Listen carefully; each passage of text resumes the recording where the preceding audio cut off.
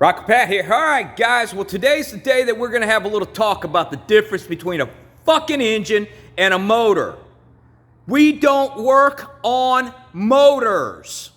We rebuild engines. Why would you call something one thing when it's not that? You don't walk into the damn bakery and say you want a pie and have the baker throw a cake up there and the baker say it's the same damn thing. It ain't. It ain't the same. Motors are motors and engines are engines. I don't care whether or not it says General Motors or Ford Motor Company or that the bottle says motor oil on it, but then it says keep your fucking engine clean and responsive. What the fuck, people? Let me explain the fundamental differences between a fucking engine and a fucking motor. We all sound ignorant when we call an engine a motor. Totally ignorant. I can't fucking stand it. I get on my friends' cases. I get on my customers' cases. When a customer comes in my garage and says, my motor's not acting right. My first question is, which one is it? Is it your fucking window motor? Is it your fucking starter motor? Is it your blower fucking motor?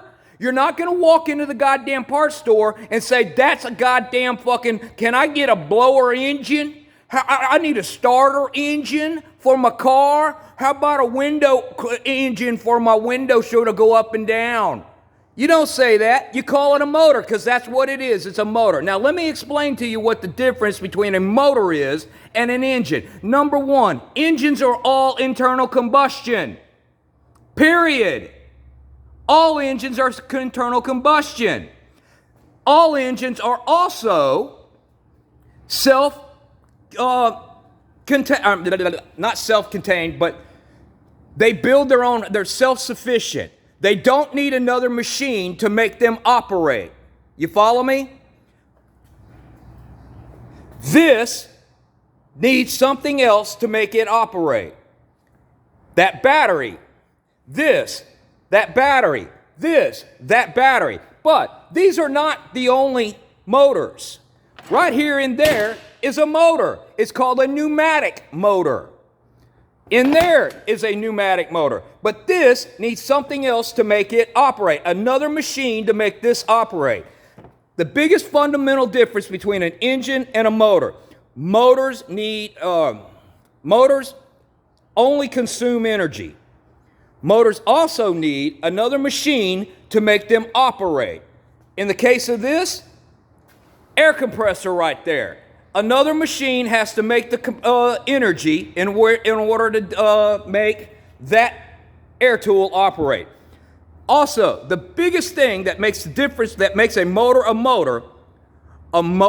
energy is always stored under pressure. Always. If it's an AC motor, inside that wall socket right there is 110 volts. Voltage is pressure in electric. Pressure, 110 pressures, you can call it, right? Inside that air tank over there is 175 psi of pressure.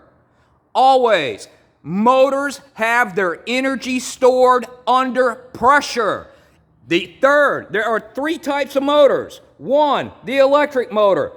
Pressure stored in that pipe right there, that wire.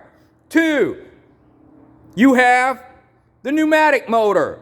Pressure stored in that air tank. Number three, the number three one I don't have, I'm sorry, I wish I had one, is a hydraulic motor.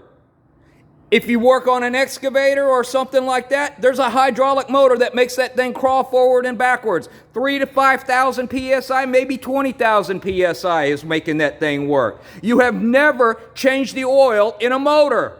You only change the oil in an engine. Okay? Motors consume power. Engines build power. You cannot take a motor and put it in the middle of the ocean and go bobbing through there unless you have an engine to drive it. You got it? It is not a fucking motor.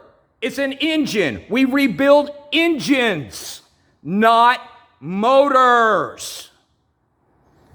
Is there anything else that we need to talk about?